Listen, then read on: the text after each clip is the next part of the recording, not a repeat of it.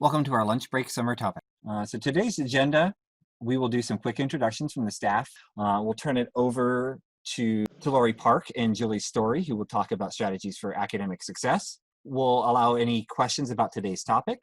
And then at the end, we'll give you some reminders about orientation and allow for any questions about any topic coming up.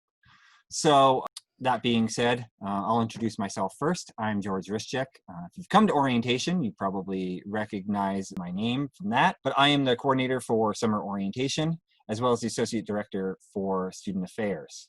Hi, everybody. I'm Dr. Julie Story. I'm the current director of the TRIO Student Support Services program, and I have a background in writing support, teaching writing centers, as well as educational leadership, and with helping students with the transition to college and then staying in school until graduation. It's nice to be here today. All right, and hi everybody, I'm Lori Park. I'm the director of the Office of Disability Services for Students. And this is my 14th year at LHU, and I've had a couple different roles from counseling, academic advising, and definitely in the area of student support. And the last 4 years in the Disability Services Office. So I'm happy to be here with everybody today. Hi, my name's Tatum. I'm actually a rising junior, and my major is pre-PA.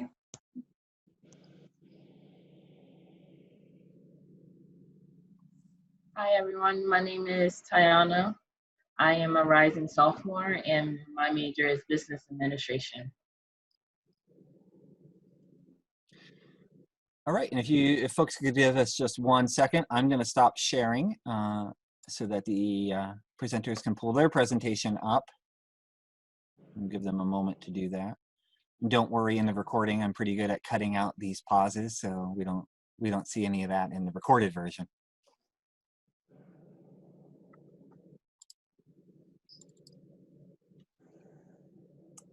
Okay, so hopefully our slideshow is up there now. Okay. You want to swap displays, Lori? We're seeing your notes view. Right next to where you're, yep. There we go. All right, awesome. Okay, so we already did our introductions, but we're going to be talking today about strategies for academic success in college. So Dr. Story and myself will be presenting about this topic, and definitely are open for any questions along the way. So please feel free to put them in the chat or unmute yourself and ask questions as well. So just to talk a little bit about our agenda for today, we envision this presentation to be a bridge between orientation and the first year experience that students will have whenever you get started with college. So generally there's a first year experience, first year seminar that all first year students will take. But again, if this is adult learners are going to be starting as well, this is something that you will probably experience as some sort of first year or first time programming. So we're going to talk about mindset. To be able to have academic success, there's mindset involved. And then we're going to get into some specific strategies, and we're calling those the 4 T's, which are transition, time, textbooks, and techniques. And then we'll end our presentation with a short talk about cognitive flexibility as a concept that's important, and then discuss support resources that are available for students at LHU.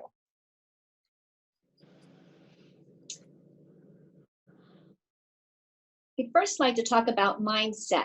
It's very important that you begin college with the right perspective or attitude toward the work that you'll be doing. It is very important to prepare to do the work. Unlike in high school, when students can be told or given what to study, or everything's rather prescribed, In college, you're working rather independently, and you need to learn to take ownership of the work that you're doing. That includes planning. Our most successful students are planners, and we'll talk more about some planning techniques. And it's very important to have a routine. And a routine is very important whether you're living on campus or whether you're living at home or in an apartment. Whether we're in face-to-face mode or in virtual or remote mode, it's very important to have a routine so that you are an efficient and productive learner and student. It's important to do a self-analysis so that you know your strengths and use them. And also remember strategies that you've learned and used before. Many college students say that they have to learn how to become learners at the college level because many times they didn't have to push themselves too hard in high school. Also, if you do have any areas where you need to build your skills, it's a matter of not being there yet. For example, with math or writing, which are very important basic skills, students, a lot of freshmen will say to me about writing in particular, I'm not a good writer. And I say to them, you're not a good writer yet. Same with math skills. If you feel you're not good at math, you need to build your skills. So you're not good at math yet. So be open to improvement and learning how to build your skills. Also, part of preparation is being open to asking for support and guidance. I had one time a student said to me, I just kind of sat there in class or kind of just like laid down and thought that somebody would reach out to me, with support or tell me what to do. And in college, that didn't happen. So she said, I learned that I had to reach out for support and guidance. And doing all of the above things will help you to develop courage. And keep in mind, you can do this. And with support and guidance together, we can all help you to do this. So I wanted to focus just for a minute on the types of courses and support modes that may be experienced. And at this time right now that we're living through in our world with a pandemic happening, this could look different than it may have previously or than what was expected. But I wanted to talk a little bit about what some of these terms might mean so that if you hear them, then you're familiar with what it means. So first of all, I want to highlight that you may experience a course that's in person or face-to-face, and that is where someone is actually sitting in a classroom with other students, with their professor. So that's the face-to-face mode. Another potential option is a hybrid or blended mode, and sometimes that's called high flex as well.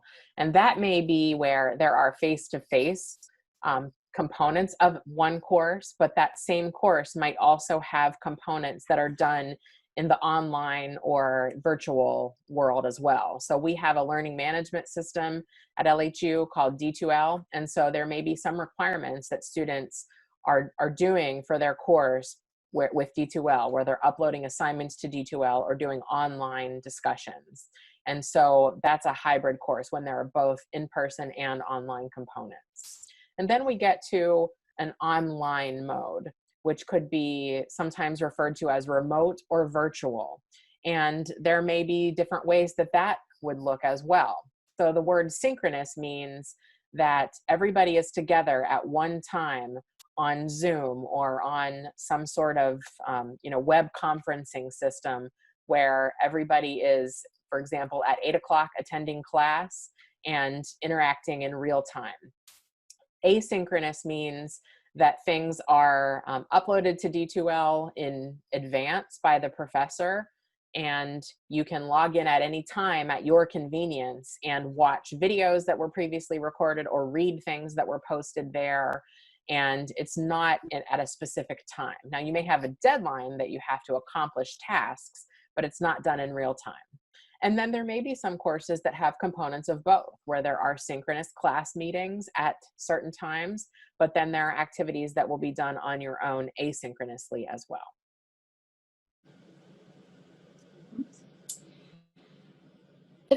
For first year students, whether first time, first semester students, or perhaps returning students or transfer students, any transition has a learning curve. That's okay.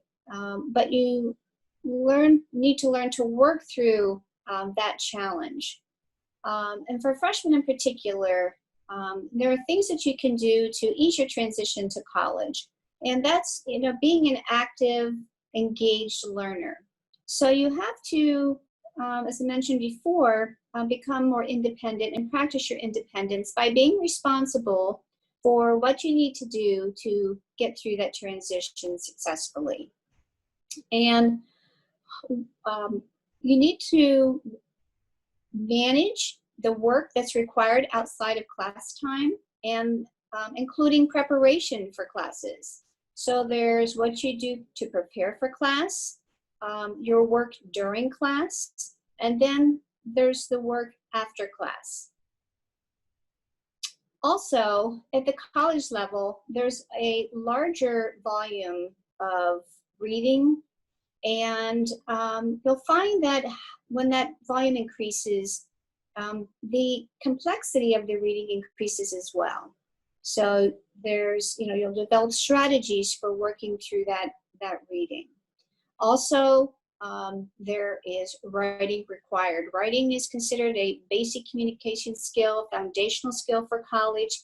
That's why most of you have English 100 or English 090 in your first semester, and if not first semester, second semester classes. Writing is a skill that involves critical thinking, a critical reading, and as well, there's writing involved, and that is a complex cognitive skill. Also, there might not be a formal review or study guides for exams, so you might have to create your own review tools and study tools. And most important, you'll have to learn to advocate for yourself. That is, taking the initiative to talk to your professors. If you think that you didn't receive the right grade on a quiz or a test, you need to ask the professor about it.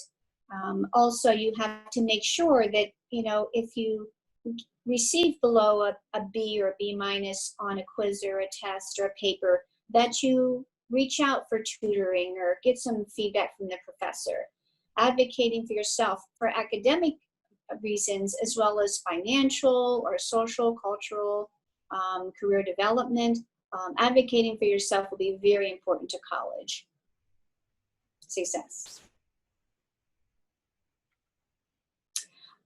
Time is a critical component of the freshman experience, and there are three aspects of time that you need to keep in mind: planning time, managing time, and making time.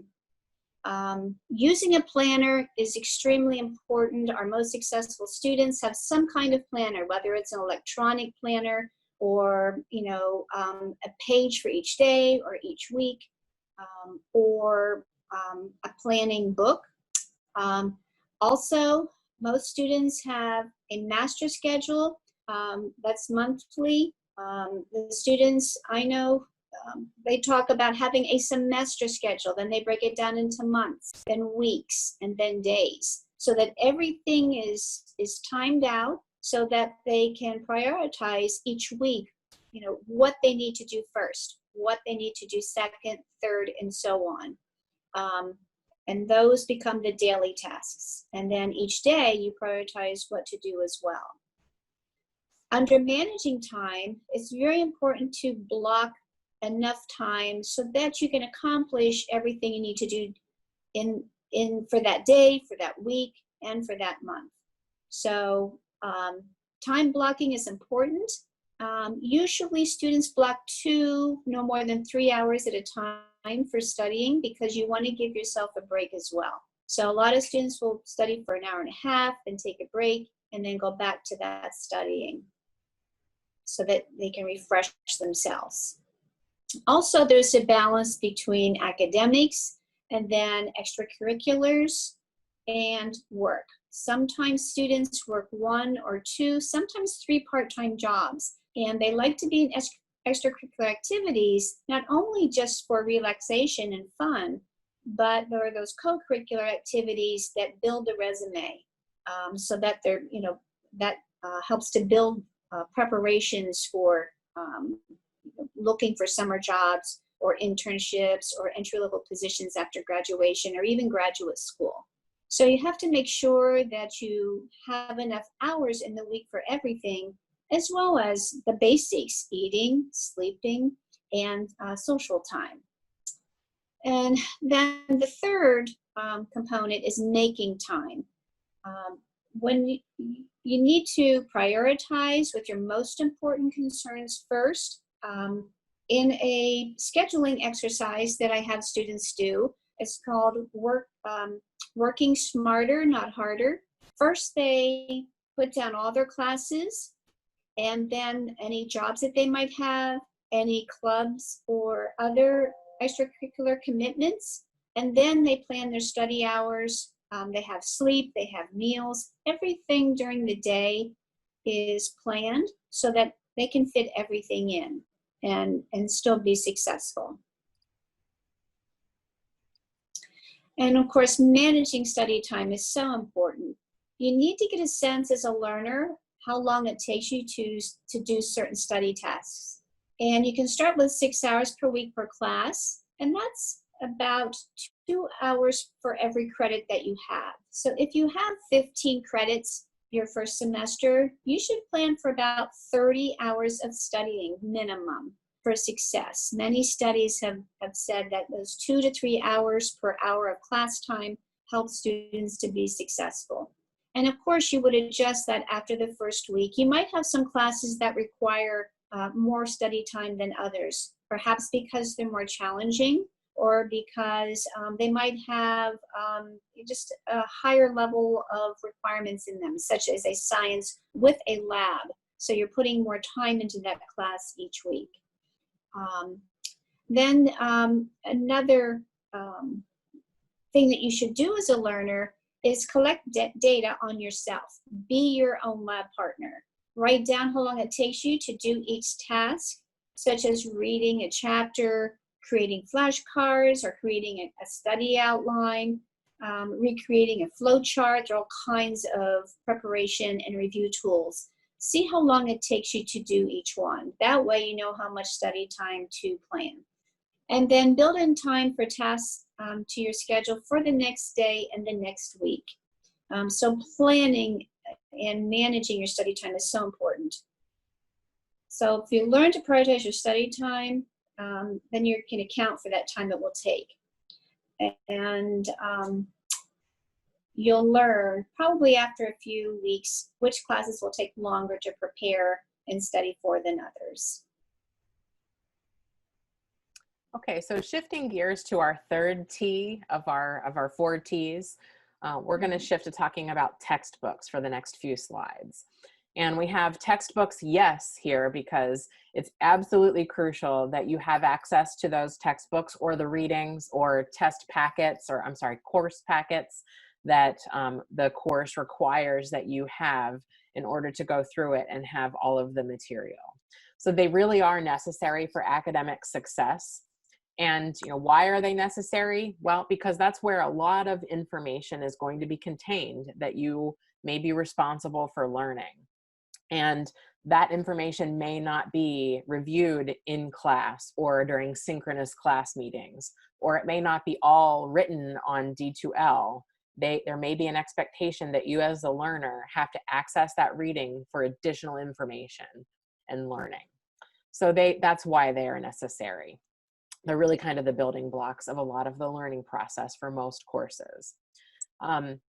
The next point here, or next question I should say, why it's important to have your own rather than sharing.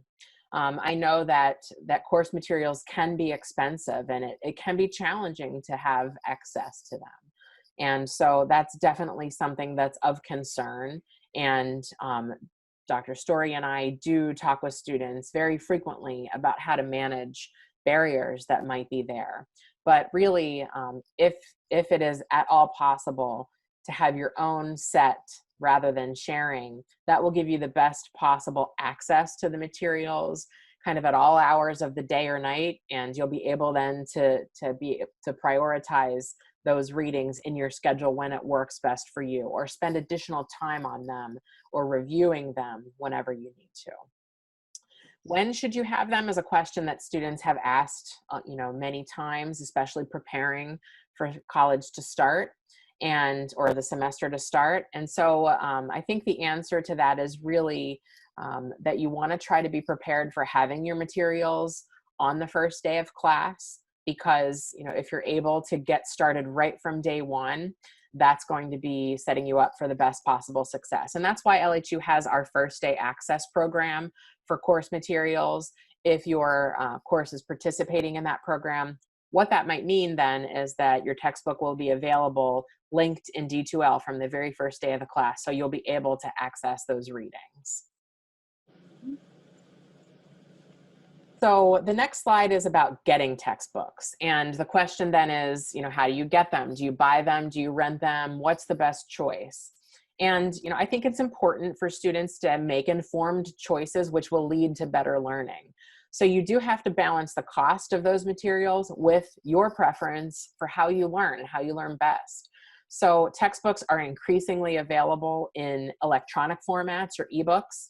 And if you take advantage of the first day access program where your books are linked in D2L, that means that you'll have access to an ebook version. And so, you have to determine if you're able to learn well that way, or would you also want to rent a hard copy version of the book because you prefer to have both. So it's important to really think about that and make an informed choice that way for setting yourself up well to be able to use those resources. Again, with our first day access program, that is part of your financial aid package, and that would be added on to your bill. So it's not a separate cost for first day access, but you can choose to opt out of it. And there is a deadline for opting out, and that will be provided to students along the way. There are other resources on campus to assist with cost as well. So, that might be something that you could talk with your advisor about, or you could ask what Dr. Story or myself about, and we could point you in the direction of other resources to assist with the cost. And then formats of textbooks. I did review most of these, ebooks, hard copy, or both. But I want to make the point here that it's important to know what resources are included with each version of a book that you may decide to choose. So a lot of times with ebooks, there are hidden resources that students might not know that they will have access to if they're using an ebook. And that could include chapter outlines, study guides that are included as part of an electronic package that you get access to. Sometimes it includes sample tests or quizzes for each chapter. And then in our first day access program, sometimes books have text to speech enabled, which means that there's a play button at the bottom of your screen. And if you hit that play button, the screen will be read aloud to you. There are also often highlighting and annotating tools available as well. Now, of course, you can do those things in a hard copy book too, but there may be a benefit to getting the ebook version as well. And so those are things to consider when you're making your decisions. And then finally, ebook providers. We do have an LHU online bookstore where you can get all materials for your course, and you can see what the materials are that will be required for each course. The online bookstore does give you comparison costs for different providers, such as Amazon or Chegg.com, different places that you can purchase your books. So you can see and determine for yourself what will be the best provider.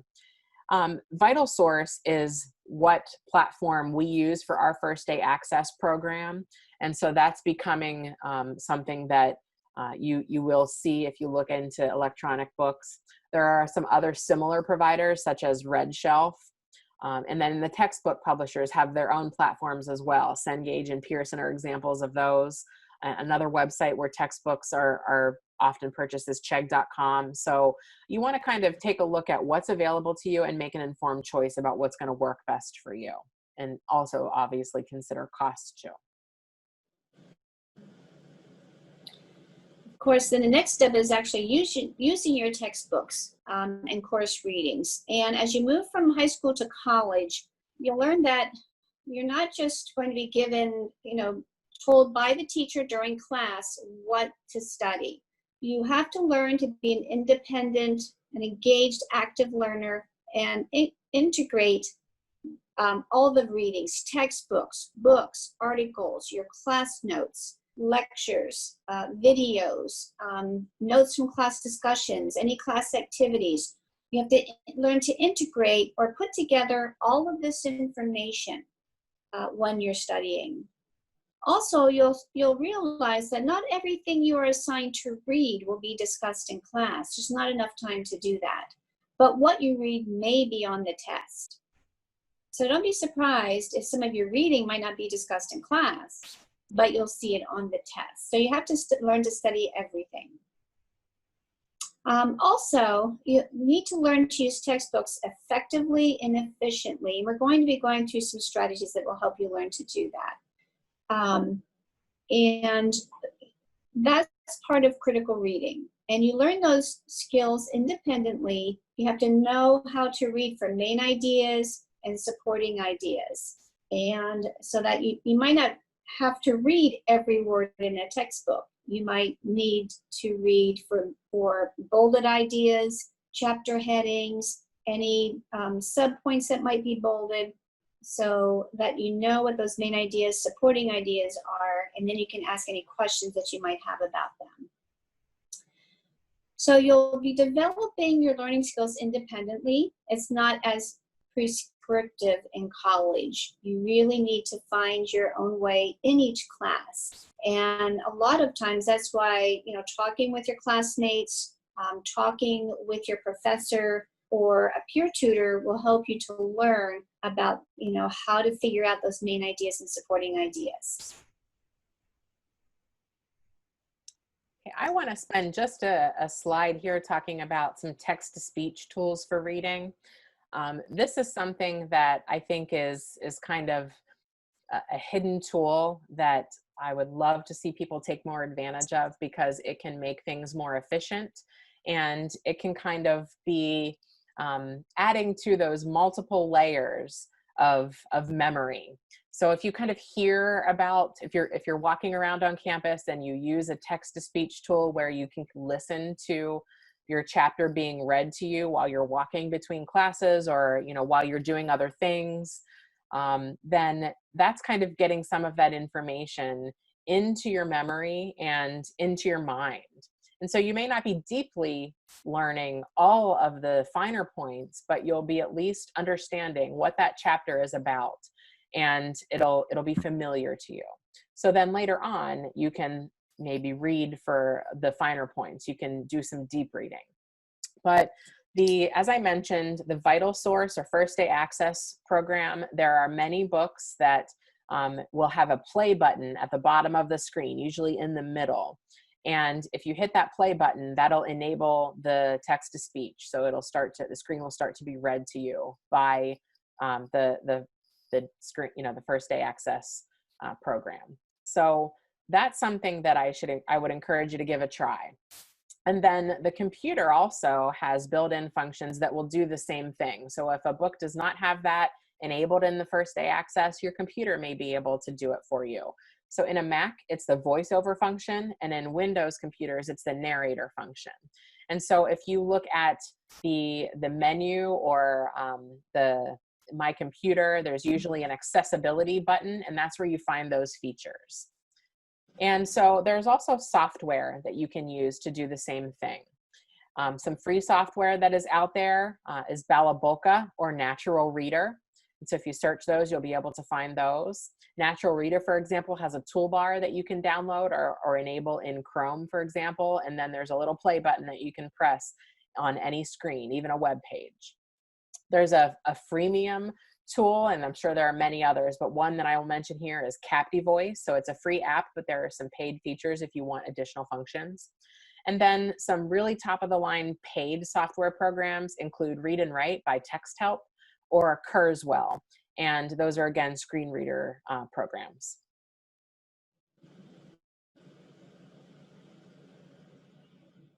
So this next slide is moving into T4, which is going to start discussing techniques for learning.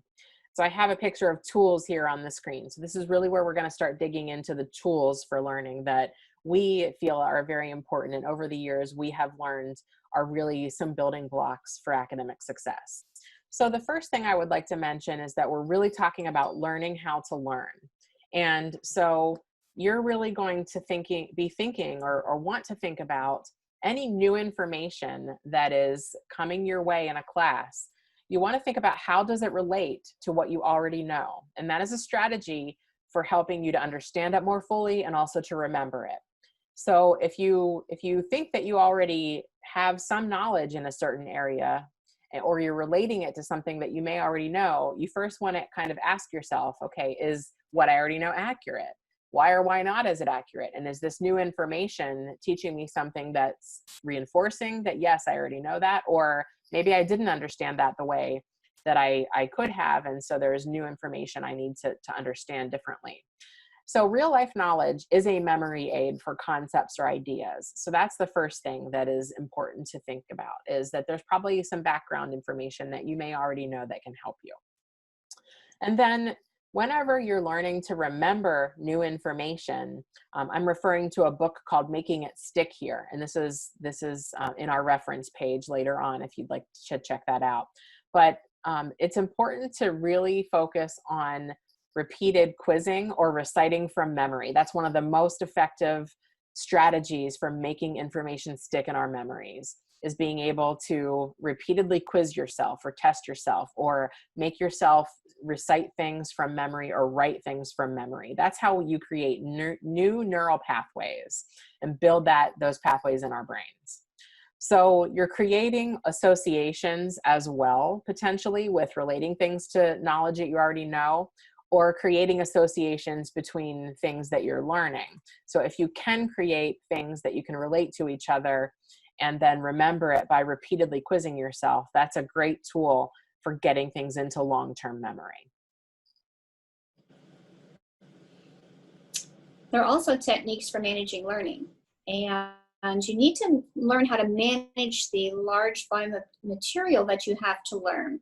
And we call this chunking information. I also like to think of it as a train with cars, and all the different cars have different types of information in them.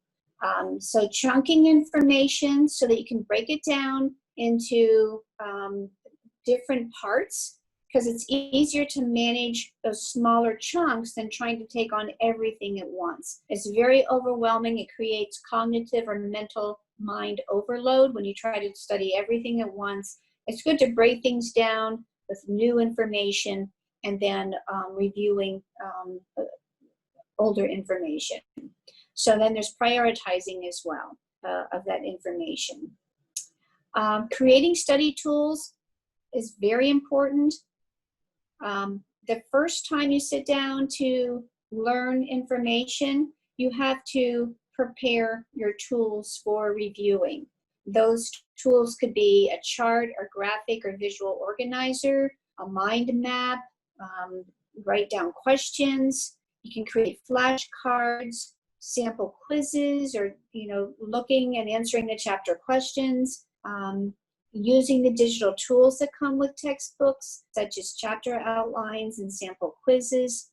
So those are the tools. First time you look at something, you're studying something, you prepare that information for reviewing. So then the second time you're studying it, you're actually reviewing through the tools that you've created. And those are active learning strategies. You need to test yourself, you can recite, you can fill out a chart that you had created previously. You can fill in a mind map. You can try to recreate a visual organizer by filling in the graphics. And then you repeatedly use the study tools to review. And that repetition of information helps to make it stick in your mind better. Okay, so then the next study tool that I want to focus on, and this is one of the most important study tools, is to ask for help. And we have a graphic here of two people who are talking to each other, and you kind of see these idea bubbles or thought bubbles above their heads. And so, you know, the idea here is that no one person knows everything or understands everything the first time. And you may need other people to help clarify for you. They have ideas that you could use and could benefit you. We all can learn from each other and benefit from each other. So reasons that you want to reach out and ask for help: if you are creating your study tools and you're confused about a concept or aren't sure the meaning of content that you had to study or a chapter that you read, then it's really important that you get that clarified so that you're studying correct information and are able to then build on your learning, so that then you'll be able to have that academic success with whatever assessments like tests or quizzes or papers that you're going to be required to do. It's also important to really understand the expectations for assignments. So if you're confused about what you're expected to do or how an assignment should look in its final form, then that's a great time to reach out and ask for help to get some clarifications there, or even ask for some examples. Those are often the best ways that you can then use to format your assignment, is if you have a sample. So even though you may not be confused, maybe you could use other examples to help you improve your understanding, to make sure that you can really use that knowledge and kind of apply it to different situations. So you might want to reach out and ask your professor for some additional examples other than what might have been mentioned in class or in the textbook. Another reason is to increase your confidence, to make sure that you're on the right track with what you're studying or how you're studying, or that you're studying the information that will be on the test. So asking that question a lot of times is what professors' office hours really can help you to do. So that's a really great reason to go to a professor's office hour or Zoom with them for an office hour meeting. Like I said, they may be able to give you study suggestions and make sure that you are doing what they think is the most effective thing. That can really be helpful. And finally, it's really an important thing to do to reach out if you have an illness or are going to miss class for any reason. So you want to make sure that your professor knows the reason why you missed that class. And then that might open up the door for you to ask for resources that were discussed in class or PowerPoints that were discussed in class, or get guidance from the professor about how you should make sure that you're studying what was reviewed that day.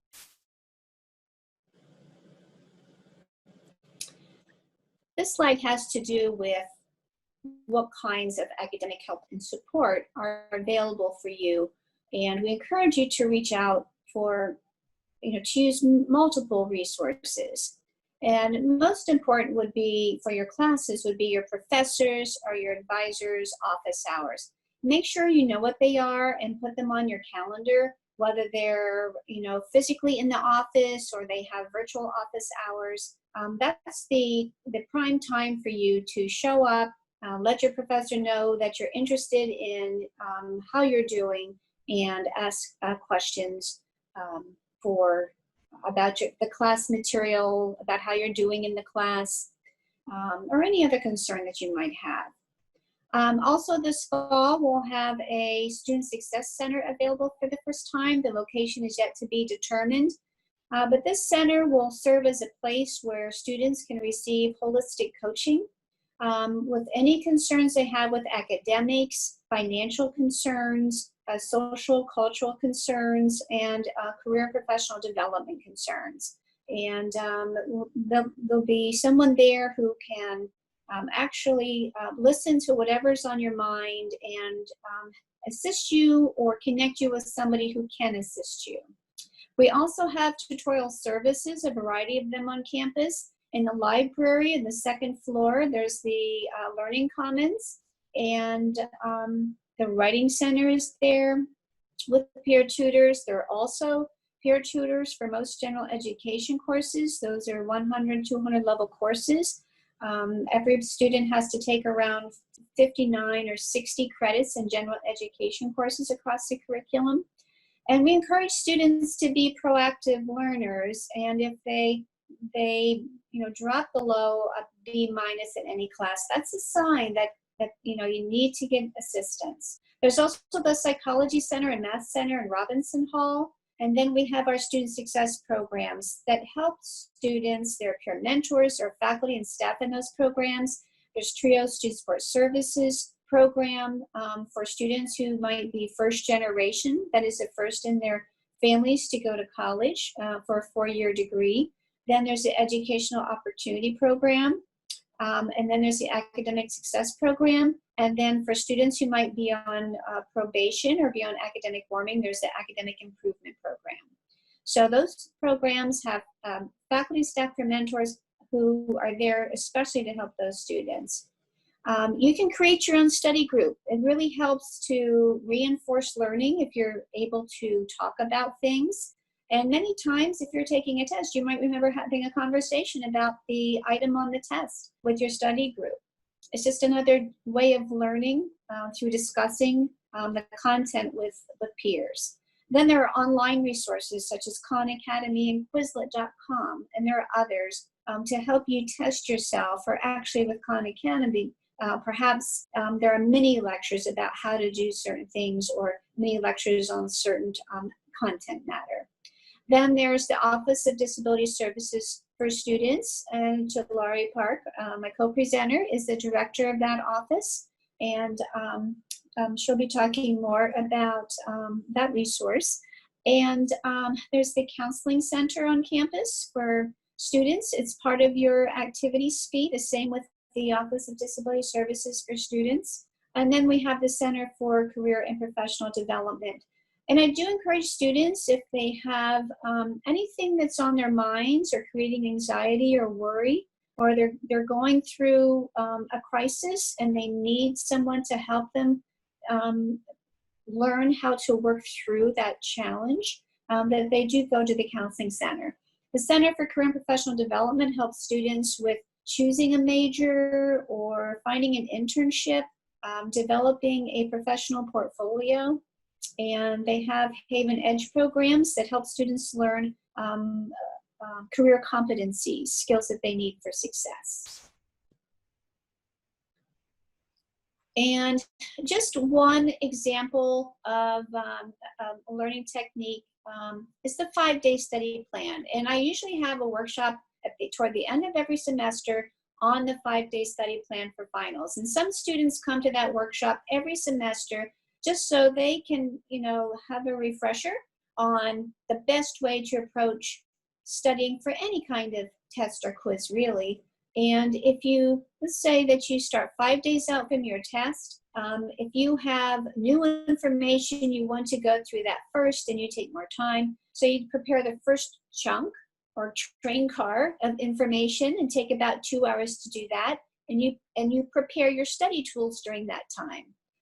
Then day 2, you would prepare the second chunk of new information and take 2 hours. And then you would review the first chunk from day 1 for about 30 minutes. And that would include testing yourself as well. And day 3, you would prepare the third chunk of new information, review the second chunk from day 2 for about 30 minutes, and then the first chunk from day 1 for about 15 minutes. And then day 4, if you have a fourth chunk of new information, prepare that for about an hour, prepare your study tools, your reviewing tools. Then you would review the third chunk for 30 minutes, the second chunk for 15 minutes, and then the first chunk for 10 minutes. So you're spending no more than 3 hours total any one of those days preparing and reviewing information. Then day 5, you would review all of the information. With day 4 for 30 minutes, the third chunk for 20 minutes, the second chunk for 10 minutes, and then the first chunk for 10 minutes, because you would have reviewed that chunk 4 times by that point, and then spend a good amount of time, at least 1 hour, self-testing, so that you can help make that information stick in your mind during the test. Some different kinds of preparation tools. These are tools that you develop so that you can use them to review with later. You can develop your own study sheet. You can create a concept map.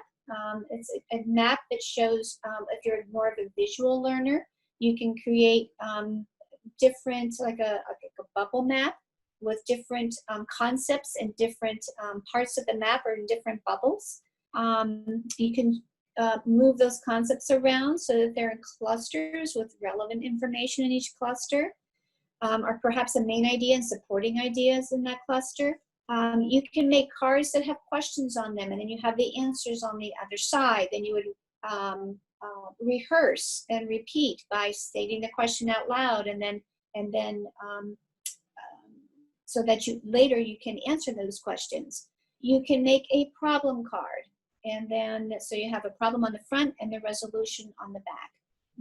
You can create a study guide. You can remark the text materials, perhaps in a different highlighter. I remember when I was studying in graduate school, I would use a highlighter, then I would use an ink pen to go through and make a second layer or level of comments on what I had highlighted so I could continue to distill the information. You can also define terms, outline. You can make a chart of related material so that you can fill it in later. Listing steps in a process, or you can prepare material for a study group. So those are the tools that you can create, and then when you actually, later, you can use those tools for reviewing. You can recite the study sheets out loud. You can replicate the concept map. You can recite the word cards, recite the question cards, practice writing the formulas. You can work the problems. You can take the self-tests. You can recite definitions. You can recite the main points from an outline, reciting a chart from memory, or recreate it, filling in the blanks. And you can also help to explain material to study group members. So reciting to learn is something that's really, we wanted to highlight it here, and we've talked about it, I think, in several different slides. So if you are speaking something out loud, you're reciting it, or you're recreating something from memory, so you have it that you've written it down before, but you're taking another piece of paper or another computer screen and you're retyping it from your memory. That's in essence what that Make It Stick book that I referenced earlier was talking about, is you're quizzing yourself, and you're from memory getting that information to be recalled and brought back forth again. And that's strengthening that neural pathway. And it's creating muscle memory. The more you do that, the more your muscles will remember that you know how to do that, and it becomes easier and easier. And then whenever you get to the day that you're taking an exam or writing a paper, it'll be a lot easier to have that information available to you because you know it very, very well by that point. Another way to recite to learn is to speak your ideas into text. So I talked about text-to-speech tools previously, where you have a book that your screen is reading to you. But here I want to talk about the reverse, which is speech-to-text tools. And I'm going to get into that on the next slide a little bit. But that's where you can use technology to recite your ideas into a computer or into your phone, and it'll actually type it out for you. And so then you can create documents that way, or study guides, things like that. You also can create audio files that way that you can listen to while you're doing other things or traveling or whatever, so that you can, again, kind of keep getting that information brought to your memory and hearing it more than once. And these are all things that you can do in small chunks of time between classes, or between activities, or you can set aside chunks that are very small, 10 minutes maybe, and that's enough to recite something or recreate it from memory, and that'll reinforce your learning. So the next slide is about those speech-to-text tools. And again, I'm going to talk about some free tools, some freemium tools that are free apps but have paid features or paid additional functions, and then a paid app. So free tools that are wonderful to look into and experiment with to see what might work well for you include Microsoft OneNote, which is a way that you can have kind of virtual notebooks to keep information organized for particular classes. But there's also the ability to speak. There are microphones built into that tool. It's an app, and it's also a desktop version. You can actually record yourself. You can record a class in there if you have permission to record it. but you can take notes by speaking your notes and it'll type it out for you. So it's a very powerful note-taking tool. Google Voice Type does a similar thing, and Apple Dictation also does a similar thing, and that might be under the accessibility features, as I mentioned before. Otter.ai is a freemium app that is available where you can record things and it'll show you a transcript right on your screen. And so that's a really excellent tool to make use of as well. And then probably one of the most popular tools that is paid is Dragon Naturally Speaking. And it's the best because it has the most function, it tends to be the most accurate, and that has the most features involved. And then, this slide is really about just kind of building your learning toolkit. We've talked about a lot of different tools today. And as you become a more sophisticated learner, you're going to start to get a sense of what study tools are best applicable to certain types of material. So choosing the right tool for the job. So if you need a hammer to pound in a nail, that's going to do a better job than if you try to use a wrench for that particular job. It might get the job done, but maybe not as well.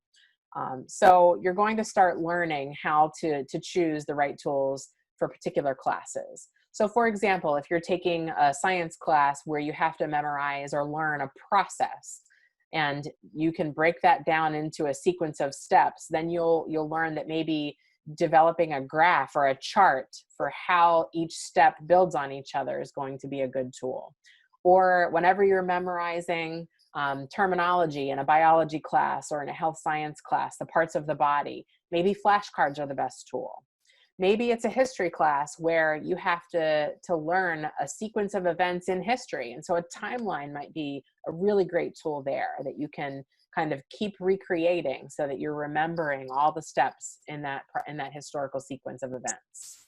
And then Dr. Story mentioned graphic organizers. And what those are visual displays which show relationships among ideas. So those could be the bubble maps that she mentioned. Those could be an outline.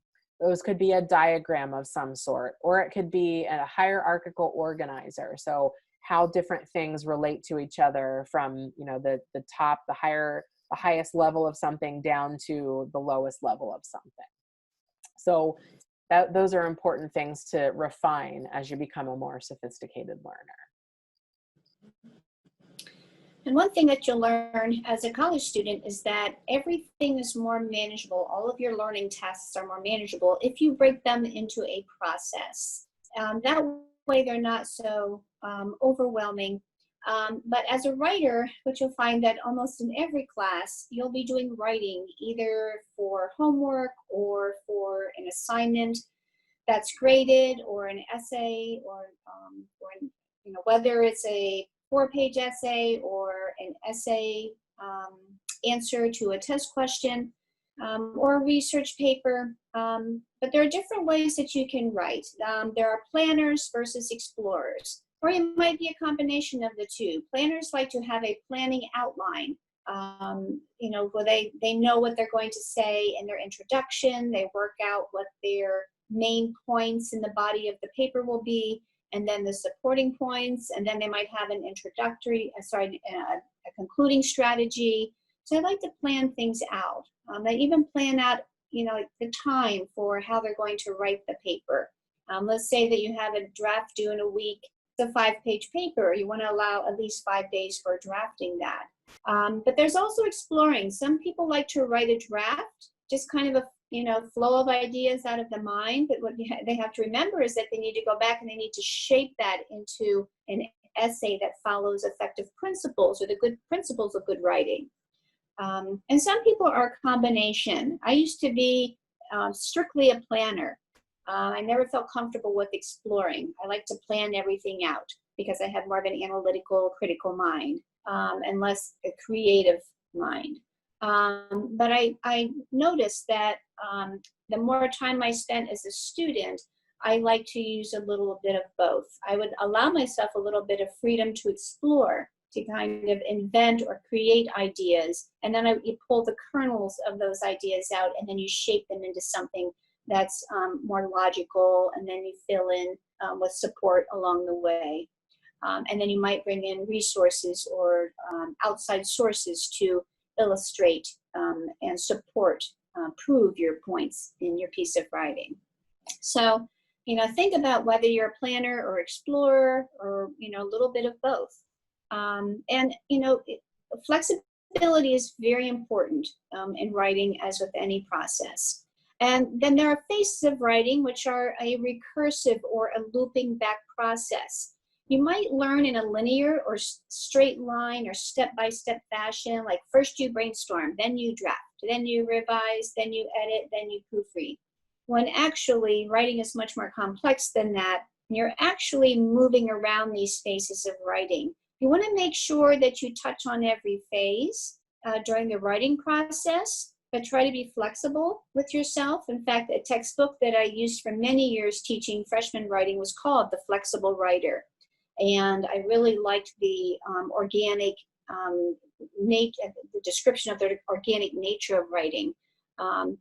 It's not a very rigid process that kind of curtails any ideas that might come to the surface. So the looping back process, and then, as I said, breaking things down into steps makes them more manageable. Okay, so I know we have just a couple more minutes here today for our presentation, but I wanted to really quickly touch on some considerations for students who are learning in online courses and talk about some things that will help with being successful. So it's really going to be important that you develop some routines with dealing with online courses or online components of courses, even if they're asynchronous, where you have to do online tasks, but yet you might be meeting face-to-face. It's going to be important to figure out when are you going to log into that course, and if you can make it the same time each day, then you're going to remember to do it each day, or you can plan it in your calendar. Also, there's the Brightspace Pulse app that is available that will help you to remember due dates and help inform you of due dates. It isn't foolproof though, because it does mean that the faculty member has to have used the calendar to put their dates in so that it'll show up on the app. But that's something that you should remember and try to take advantage of using. Then you're going to want to get to know the course layout. So just click around and find out where everything is living. Where's the weekly content or the units? Where are the due dates? Are they on the calendar? Are they on the syllabus? Are they in the announcements? Are they in the assignment prompt or the assignment page? Or are all of them, they on all of those things? So just where are you going to find those due dates? And if they change, where is the professor going to announce them? Where are the readings listed? And are they linked there, or do you have to go find them or buy them separately? And where are the discussions located, and are those required, and what are the dates that you have to do those? And so those are important things to know, as well as where to turn in or upload assignments. So developing a strategy and dates and times for completing tasks is going to be really crucial. And then I believe that the last slide we're going to finish up with for today is about cognitive flexibility. So just really quickly, cognitive flexibility is really a critical executive function, so a function in the brain that is defined as the ability to adapt behaviors in response to changes. So that's really going to be something that will serve you well this semester, is being able to increase that ability to be flexible with change. So adapting and adjusting and moving on. During the pandemic, the learner is definitely going to be impacted. Focus might be impacted. The ability to adapt and change might be impacted, and transition to college in general can be difficult and may require more cognitive flexibility. So just be open to new ways to learn, and understand that being flexible is going to be one of the more important skills that you'll be bringing to the table.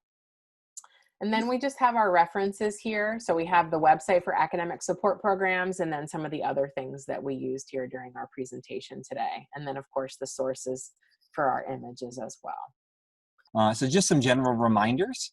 We have a few more Haven Experience sessions coming up over the next 2 weeks. And then we'll be done for the semester as we prepare to start the fall semester.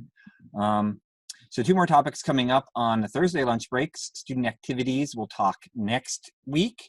And then the following week, folks from housing will discuss the move-in process, which has been significantly altered due to the pandemic. So they'll have some great information on that session. So if you haven't come to your regular summer orientation yet, there is one remaining makeup date, 7/31. I checked yesterday afternoon and there were only 10 spots available in that session. We've already expanded it by 25 spots and we really can't push it any further than that. So if you're not signed up for that session, please make sure that you do so. The online orientation modules are open. You can proceed at your own pace. They're a supplement to the live orientation sessions, so feel free to check that out. All students should have gotten an email about it, and if you have lost the link, you can reach it through the orientation webpage there.